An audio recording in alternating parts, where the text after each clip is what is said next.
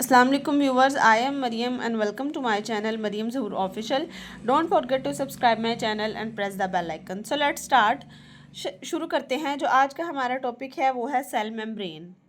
Video को आखिर तक लाजमी देखा करें ताकि आपको टॉपिक की समझ आ सके।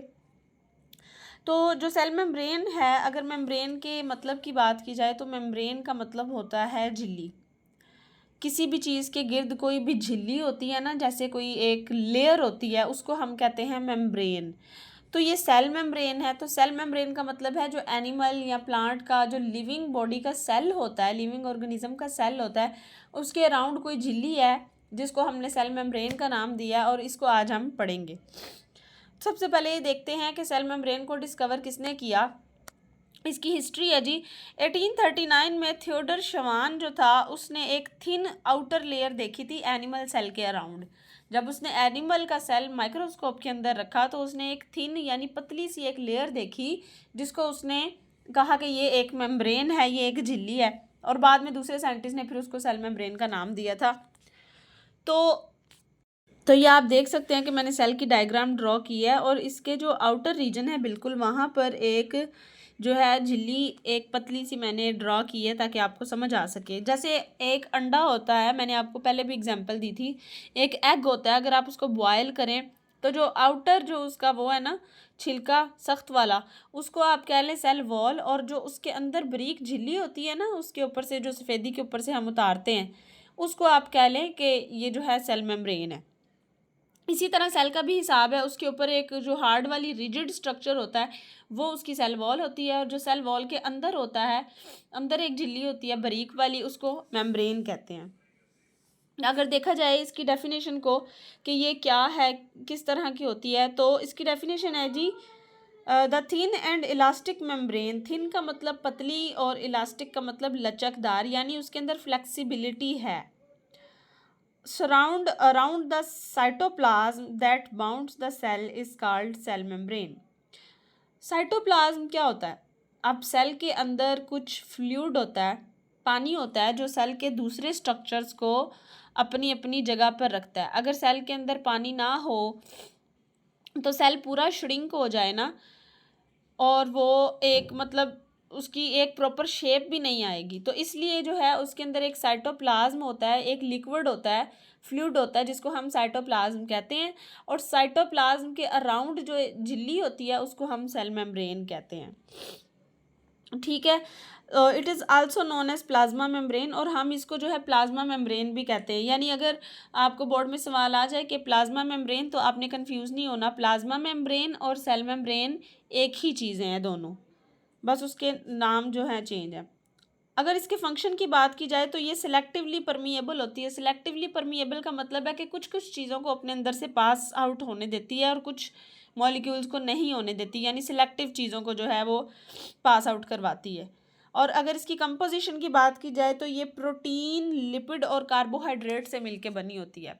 लिपिड कहते हैं चिकनाइयाँ वगैरह जो ऑयल और फैट्स होते हैं, और कार्बोहाइड्रेट कहते हैं जितनी भी स्वीट चीज़ें होती हैं, मीठी चीज़ें, यानी ग्लूकोज वगैरह, इनको हम कार्बोहाइड्रेट कहते हैं। अगर सेल मेम्ब्रेन के स्ट्रक्चर की बात करें तो इसके स्ट्रक्चर को फ्लूइड मोज़ेक मॉडल का नाम दिया गया है। फ्लूइड मोज़ेक मॉडल क्या होता है अब हम वो देखेंगे। अकॉर्डिंग टू दिस मॉडल, जो ये मॉडल है उसके अकॉर्डिंगली जो लिपिड है वो एक बाय लेयर बनाता है फ्लूइड की। Lipid make a fluid like bilayer in which protein molecules are submerge. यानी लिपिड की एक बाय लेयर होती है। बाय का मतलब होता है टू, यानी एक ऊपर लेयर है और एक नीचे लेयर है। जैसे एक पेज है ना, एक पेज को आप हॉरिजॉन्टली पकड़ेंगे तो ऊपर वाली जो साइड है आउटर लेयर, उधर भी लिपिड होगा, और जो नीचे वाली इनर साइड है उधर भी लिपिड होगा, और जिसके अंदर प्रोटीन सब मर्ज हुई होगी। सब मर्ज यानी कि उसके अंदर जो है वो मर्ज हुई हुई है, उसके अंदर बिल्कुल फिट हुई हुई है। फिर कहते हैं जो प्रोटीन्स और उसके अंदर लिपिड्स है ना वो मूव करते हैं लेटरली। लेटरली का मतलब होता है कि दरमियान में मूव नहीं करते, आउटर साइड पे या तो मूव करते हैं या नीचे वाली साइड पे, इनर साइड पे मूव करते हैं। ठीक है। तो आप देखें ये जो ऊपर प्रोटीन है मैंने आपको इसके अंदर डायग्राम के अंदर शो करवाई है, और एक ये नीचे प्रोटीन है। अब ये प्रोटीन लिपिड के साथ ऊपर अटैच हुई हुई है और नीचे वाली भी नीचे वाले लिपिड के साथ अटैच हुई हुई है, क्योंकि ये लेटरली मूव करती हैं ना, ये ऊपर या नीचे ही मूव करती हैं, दरमियान में नहीं आती। और ये साइड पे ग्लूकोज है, कार्बोहाइड्रेट है। ये जब कार्बोहाइड्रेट लिपिड की बाय लेयर के साथ अटैच होगा तो हम इसको ग्लाइकोलिपिड कहेंगे।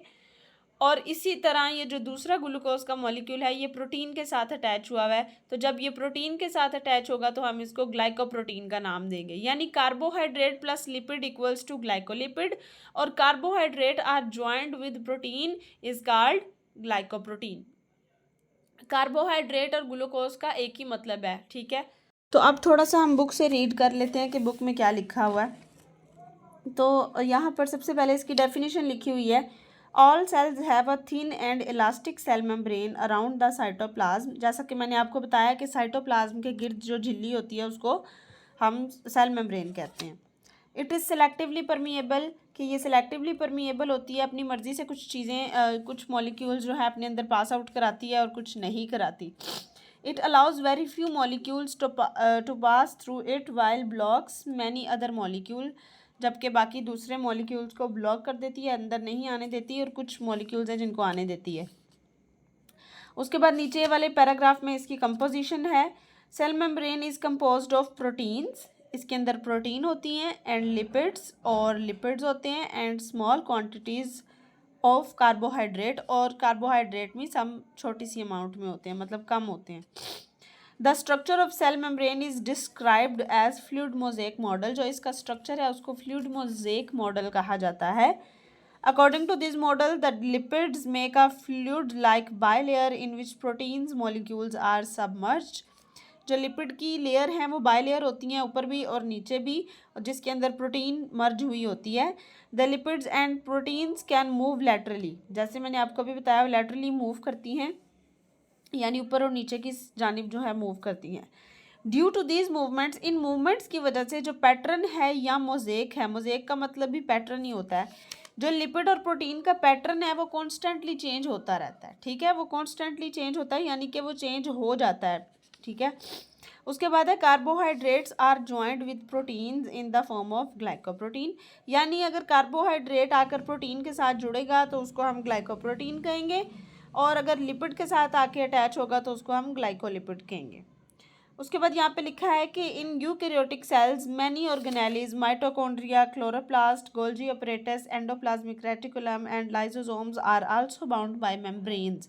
अच्छा, यानी सेल के गिर्द तो एक मेम्ब्रेन होती है झिल्ली, लेकिन जो सेल के अंदर उसकी ऑर्गेनेलीज हैं, छोटे छोटे ऑर्गन्स हैं, कुछ ऑर्गन ऐसे हैं, सारे नहीं, कुछ ऐसे हैं कि जिनके गिर्द भी मेम्ब्रेन होती है, यानी सेल के गिर्द अलग अपनी अपनी मेम्ब्रेन होती है और उन ऑर्गेनेलिस के अराउंड अपनी अपनी अलग मेम्ब्रेन होती है, जिसकी वजह से उनको हम मेम्ब्रेन बाउंडेड ऑर्गेनेलिस कहते हैं।